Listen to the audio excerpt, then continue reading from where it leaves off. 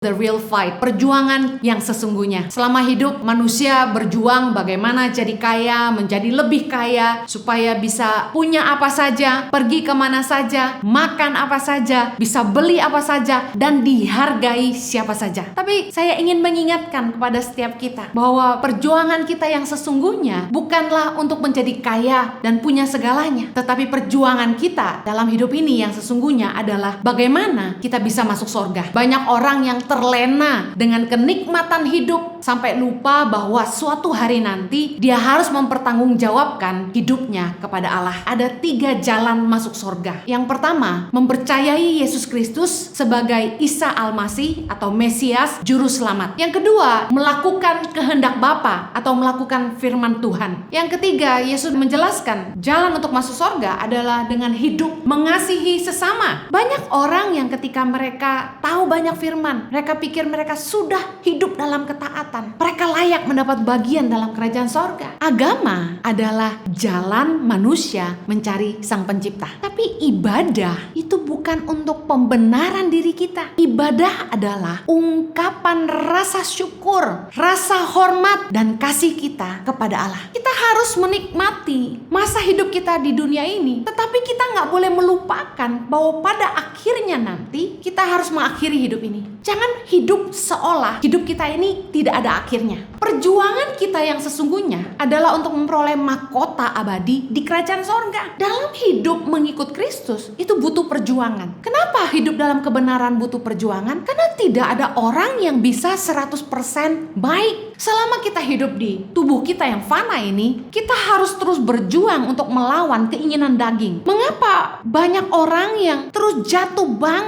bangun dalam dosa yang sama meskipun mereka sudah tahu kebenaran? Karena banyak orang yang menganggap sepi kemurahan Tuhan. Saya percaya kita butuh kasih karunia Allah, tapi keputusan kita, tekad yang bulat untuk menang atas dosa harus lahir dari keinginan kita sendiri. Untuk hidup dalam kebenaran itu butuh perjuangan. Oleh karena itu, the real fight, perjuangan kita yang sesungguhnya adalah hidup dalam kebenaran supaya kita mendapat bagian dalam kerajaan sorga. Tuhan mau kita berubah, insyaf atas segala dosa kita karena kita mengasihi Dia dan menghargai kasih karunia-Nya. Bapa, terima kasih buat anugerah-Mu dalam hidup kami. Terima kasih buat penyertaan-Mu yang sempurna bagi kami dan seisi rumah kami. Sebentar firman-Mu disampaikan, berikanlah roh hikmat dan wahyu, supaya firman-Mu dapat kami mengerti dan kami hidupi. Tolong hamba-Mu, karena sungguh tanpa Engkau hamba tidak mampu. Biar hanya Kristus yang selalu dipermuliakan dalam hidup kami. Hanya dalam nama Yesus kami berdoa. Amen. Hari ini saya akan menyampaikan firman Tuhan dengan judul The Real Fight, perjuangan yang sesungguhnya. Selama hidup, manusia berjuang bagaimana jadi kaya, menjadi lebih kaya, supaya bisa punya apa saja, pergi kemana saja, makan apa saja, bisa beli apa saja, dan dihargai siapa saja. Tapi saya ingin mengingatkan kepada setiap kita bahwa perjuangan kita yang sesungguhnya bukanlah untuk menjadi kaya dan punya segalanya, tetapi perjuangan kita dalam hidup ini yang sesungguhnya adalah bagaimana kita bisa masuk surga. Enjoy your flight, but don't forget your real fight. Enjoy your journey, but don't forget where you are heading. Tentu kita harus menikmati hidup kita di dunia ini, tapi kita tidak boleh melupakan destinasi akhir hidup kita. Banyak orang yang terlena dengan kenikmatan hidup sampai lupa bahwa suatu hari nanti dia harus mempertanggungjawabkan hidupnya kepada Allah. Roma 14 ayat 12 berkata, demikianlah setiap orang di antara kita akan memberi pertanggungan jawab tentang dirinya sendiri kepada Allah. Di dalam perjanjian baru, Yesus menjelaskan ada 3 jalan masuk surga. Yang pertama, mempercayai Yesus Kristus sebagai Isa Al-Masih atau Mesias, Juru Selamat. Yohanes 14 ayat yang ke-6 dengan judul perikop rumah Bapa, Yesus berkata begini, akulah jalan dan kebenaran dan hidup. Tidak ada seorang pun yang datang kepada Bapa kalau tidak melalui aku. Yesus menjelaskan bahwa tidak ada orang yang bisa sampai kepada Bapa selain dari mereka yang mempercayai Dia sebagai Juru Selamat. Yang kedua, Yesus menjelaskan Jalan masuk surga adalah melakukan kehendak Bapa atau melakukan firman Tuhan. Matius 7 ayat 21 berkata begini, bukan setiap orang yang berseru kepadaku Tuhan, Tuhan akan masuk ke dalam kerajaan sorga, melainkan dia yang melakukan kehendak Bapakku yang di sorga. Matius 19 ayat 17b berkata, tetapi jikalau engkau ingin masuk ke dalam hidup, turutilah segala perintah Allah. Yesus menyampaikan kepada kita bahwa kalau kita ingin masuk dalam kerajaan kekal, kita harus melakukan kehendak Bapa di sorga dan hidup melakukan kebenaran. Yang ketiga, Yesus menjelaskan jalan untuk masuk sorga adalah dengan hidup mengasihi sesama. Dalam Matius 25 dengan judul perikop penghakiman terakhir dalam ayat 34, dan raja itu akan berkata kepada mereka yang di sebelah kanannya, mari hai kamu yang diberkati oleh Bapakku, terimalah kerajaan yang telah disediakan bagimu sejak dunia dijadikan. Ayat 35, sebab ketika aku lapar, kamu memberi aku makan. Ketika aku haus, kamu memberi aku minum. Ketika aku seorang asing, kamu memberi aku tumpangan. Ayat 36, ketika aku telanjang, kamu memberi aku pakaian. Ketika aku sakit, kamu melawat aku. Ketika aku di penjara, kamu mengunjungi aku. Di ayat yang ke-40 dikatakan, dan raja itu akan menjawab mereka, aku berkata kepadamu, sesungguhnya segala sesuatu yang kamu lakukan untuk salah seorang dari saudaraku yang paling hina ini, kamu telah melakukannya untuk aku. Jelas sekali bahwa di dalam perikop penghakiman terakhir ini, Yesus sedang mengajarkan kepada kita bahwa untuk mendapat bagian dalam kekekalan, kita harus hidup mengasihi sesama kita. Pernahkah Anda mendengar orang berkata, perbuatan baik tidak bisa menyelamatkan kita? Manusia tidak bisa masuk surga hanya dengan berbuat baik saja. Ada benarnya, tapi yang pasti saya yakini orang tidak bisa masuk surga kalau tidak baik. Suatu hari ada seorang muda yang kaya, dalam Matius 19 ayat 16, datang kepada Yesus dan berkata, Guru, perbuatan baik apakah yang harus kuperbuat untuk memperoleh hidup yang kekal? Ayat 17, jawab Yesus, apakah sebabnya engkau bertanya kepadaku tentang apa yang baik? Hanya satu yang baik. Tetapi jikalau engkau ingin masuk ke dalam hidup, turutilah segala perintah Allah. Ayat 18, kata orang itu kepadanya, perintah yang mana? Kata Yesus, jangan membunuh, jangan berzina, jangan mencuri, jangan mengucapkan saksi dusta, hormatilah ayahmu dan ibumu, dan kasihilah sesamamu manusia seperti dirimu sendiri. Kata orang muda itu kepadanya, semuanya itu telah kuturuti, apalagi yang masih kurang? Kata Yesus kepadanya, jikalau engkau hendak sempurna, pergilah, jualah segala milikmu dan berikanlah itu kepada orang miskin. Maka engkau akan memperoleh harta di sorga, kemudian datanglah kemari dan ikutlah aku. Ketika orang muda itu mendengar perkataan itu, pergilah ia dengan sedih, sebab banyak hartanya. Saya ingin mengingatkan, agar di dalam hidup ini jangan sampai kita melupakan apa yang paling penting. Bagi anak muda ini ternyata yang paling penting adalah hartanya. Ketika dia datang kepada Yesus, dia ingin tahu bagaimana caranya dia bisa masuk surga dengan berbuat baik. Dia sudah lakukan semua hukum Allah, 10 perintah Allah. Banyak orang yang ketika mereka tahu banyak firman, mereka pikir mereka sudah hidup dalam ketaatan, mereka layak mendapat bagian dalam kerajaan sorga. Tetapi Yesus yang paling tahu apa yang menjadi paling penting dalam hidup kita.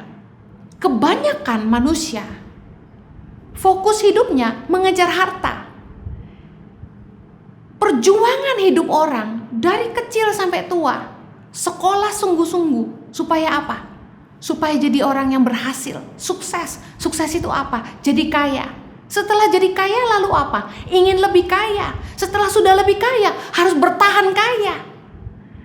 Padahal perjuangan hidup manusia yang sesungguhnya bukanlah menjadi kaya. Perjuangan hidup kita yang sesungguhnya harusnya adalah bagaimana kita bisa masuk ke sorga. Kita harus menikmati masa hidup kita di dunia ini. Tetapi kita nggak boleh melupakan bahwa pada akhirnya nanti kita harus mengakhiri hidup ini. Jangan hidup seolah hidup kita ini tidak ada akhirnya. Perjuangan kita yang sesungguhnya adalah untuk memperoleh mahkota abadi di kerajaan sorga. 1 Korintus 9 ayat 25 berkata, tiap-tiap orang yang turut mengambil bagian dalam pertandingan menguasai dirinya dalam segala hal. Mereka berbuat demikian untuk memperoleh suatu mahkota yang fana. Tetapi kita untuk memperoleh suatu mahkota yang abadi. Dalam hidup ini, kita berjuang untuk menyenangkan Tuhan. Kita ingin melakukan segala cara supaya kita memperoleh hidup yang kekal. Makanya kita rajin berdoa, baca firman, melayani, menabur. Karena kita ingin setelah kita selesai nanti, kita semua mendapat bagian dalam kerajaan sorga. Tapi masalahnya begini, dalam hidup mengikut Kristus itu butuh perjuangan. Kenapa hidup dalam kebenaran butuh perjuangan? Karena tidak ada orang yang bisa 100% baik. Selama kita hidup di tubuh kita yang fana ini, kita harus terus berjuang untuk melawan keinginan daging. Karena itulah kita butuh juru selamat. Because no one is good enough. Markus 10 ayat 18 jawab Yesus, mengapa kau katakan aku baik? Tak seorang pun yang baik selain daripada Allah saja. Kita tahu bahwa sekalipun orang tahu firman, mengerti kebenaran, tapi mereka tetap bisa jatuh dalam dosa. Kita juga. Kenapa? Kok bisa gitu? Saya sering bertanya, kalau orang menerima Yesus sebagai Tuhan dan Juru Selamat, lalu Roh Kudus juga memenuhi hatinya, bukankah harusnya hidupnya berubah? Sesaat berubah, mengalami kelahiran baru, tapi kemudian dalam perjalanan imannya tidak sedikit orang percaya yang jatuh. Why? Saya belajar bahwa pengenalan akan Allah itu kasih karunia. Tidak ada seorang pun yang bisa menerima Yesus sebagai Juru Selamat kalau bukan pekerjaan Roh Kudus. Keselamatan adalah pemberian cuma-cuma dari Bapa di sorga. Tapi untuk hidup dalam kebenaran, melakukan kehendak Bapa, terus belajar mengasihi sesama seperti kita mengasihi diri kita sendiri, itu butuh perjuangan dan itu harus lahir dari keputusan kita. Tuhan adalah the God of free will. Tuhan bukanlah Tuhan yang memaksakan kita untuk mengikuti kemauannya. Dia kasih tahu yang dia mau. Tapi pilihan kita untuk melakukannya.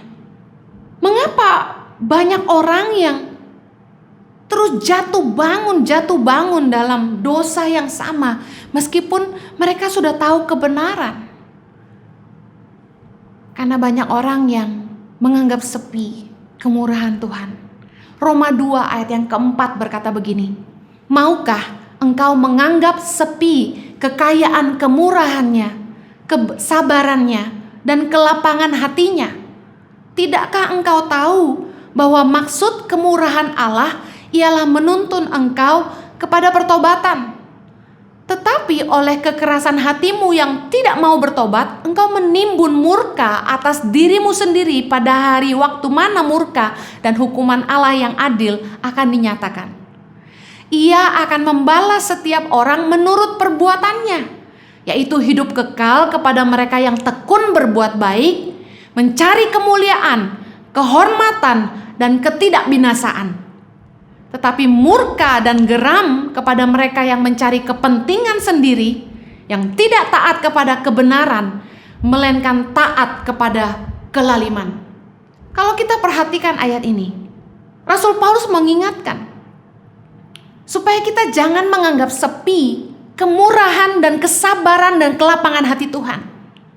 Harusnya kita yang sudah menerima keselamatan, kita yang sudah diampuni, kita yang diberikan kesempatan untuk hidup yang baru, lahir baru, kita mengerjakan keselamatan kita. Saya percaya firman Tuhan ini menjelaskan bahwa teori Calvinis sekali selamat tetap selamat itu salah. Bahwa setiap kita harus bersungguh-sungguh atas keputusan hati kita sendiri untuk menang atas setiap dosa. Bertobat, metanoia, artinya berbalik 180 derajat, tidak melakukan dosa lagi. Apa sebabnya orang jatuh bangun? Saya percaya kita butuh kasih karunia Allah. Tapi keputusan kita, tekad yang bulat untuk menang atas dosa harus lahir dari keinginan kita sendiri. Untuk hidup dalam kebenaran itu butuh perjuangan. Oleh karena itu, the real fight, perjuangan kita yang sesungguhnya adalah hidup dalam kebenaran supaya kita mendapat bagian dalam kerajaan sorga. Tahukah Anda Rasul Paulus dalam hidupnya pun berjuang untuk hidup dalam kebenaran. Roma 7 ayat 18. Rasul Paulus berkata, sebab aku tahu bahwa di dalam aku, yaitu di dalam aku sebagai manusia, tidak ada sesuatu yang baik. Sebab kehendak memang ada di dalam aku, tetapi bukan hal berbuat apa yang baik. Ayat 19. Sebab bukan apa yang aku kehendaki, yaitu yang baik yang aku perbuat, melainkan apa yang tidak aku kehendaki, yaitu yang jahat yang aku perbuat. Dalam ayat ini kita bisa membaca betapa Rasul Paulus frustasi dengan dagingnya. Bahwa seringkali meskipun dia sudah mengerti kebenaran, dia rindu hidup dalam kebenaran, tapi dia tetap jatuh dalam dosa. Dagingnya membuat dia lemah. Roh memang penurut, tapi daging lemah. Pernahkah Anda putus asa dengan dirimu juga? Anda tahu firman, dengar khotbah banyak, tapi tetap engkau lemah dan tetap jatuh dalam dosa. Saya ingin beritahu bahwa kalau teori-teori yang mengatakan kunci kita untuk tidak jatuh dalam dosa adalah berbahasa roh banyak-banyak, berdoa banyak-banyak, baca firman banyak-banyak, saya saksikan berapa banyak hamba Tuhan yang saya yakin mereka lakukan ini semua, tapi tetap jatuh. Mungkin ada yang jatuh karena uang, mungkin kan ada yang jatuh karena keserakahan, perselingkuhan dan lain sebagainya. Tapi yang pasti saya belajar dalam hidup saya bahwa untuk hidup dalam kebenaran itu butuh perjuangan. Kita melawan daging. Kalau ada dosa yang begitu membelenggu dan begitu sulit dilepaskan, mari berdoa dan minta anugerah Tuhan untuk melepaskan dan menjauhkan Anda dari apa yang tidak bisa Anda tolak. Saya percaya Tuhan pemurah. Ada orang-orang yang melatih dirinya untuk menguasai diri dengan cara berpuasa. Tapi saya mau bilang begini, keputusan yang kuat untuk berhenti berbuat dosa harus lahir dari hati Anda. Saya ingin ingatkan, bagi Anda yang mungkin tidak percaya, heaven and hell is real. Matius 13 ayat 49. Demikianlah juga pada akhir zaman, malaikat-malaikat akan datang memisahkan orang jahat dari orang benar, lalu mencampakkan orang jahat ke dalam dapur api.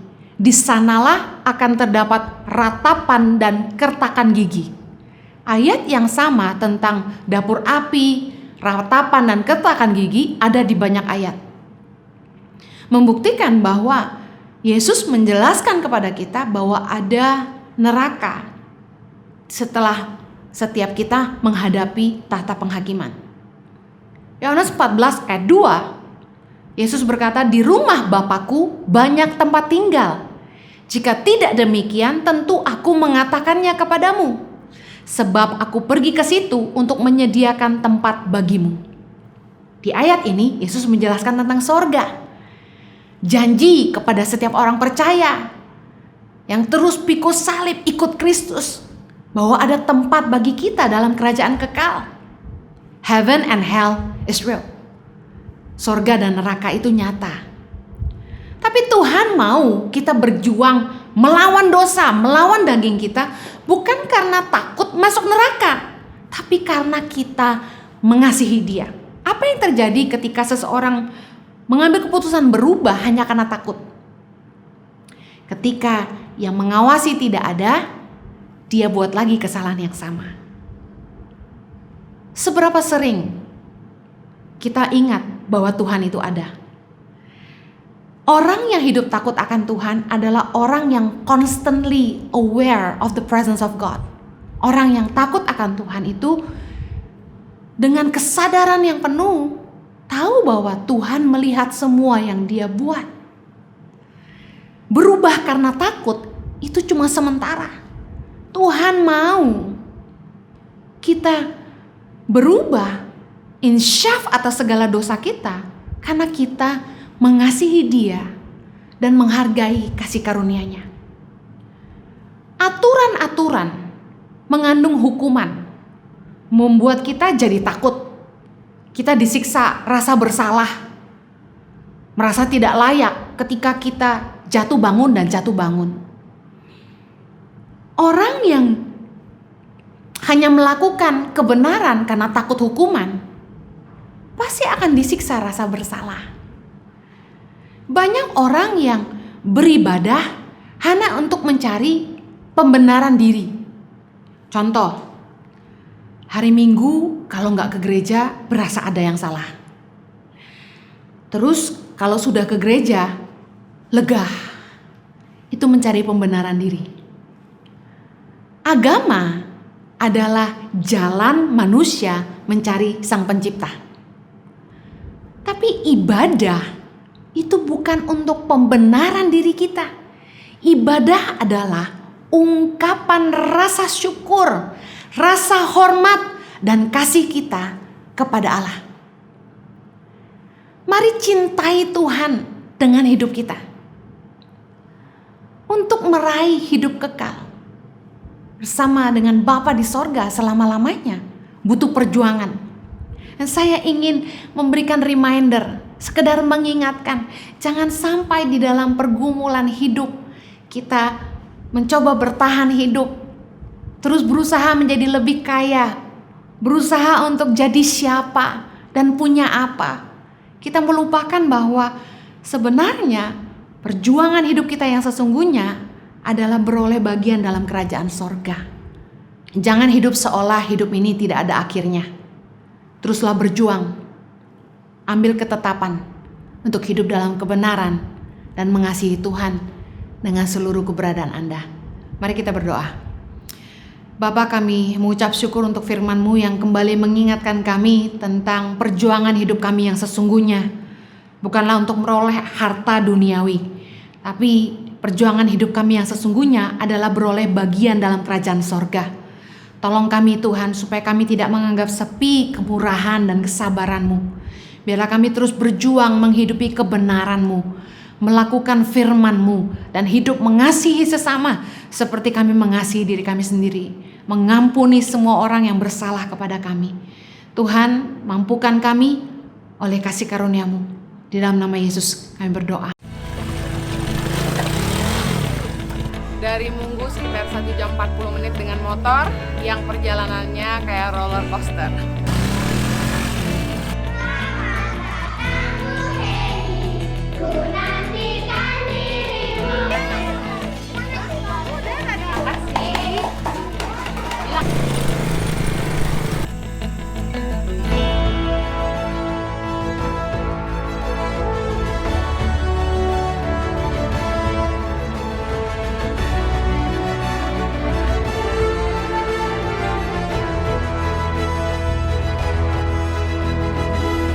Suka duka, perjalanan tangan pengharapan dalam membangun pendidikan di pelosok tanah air Indonesia.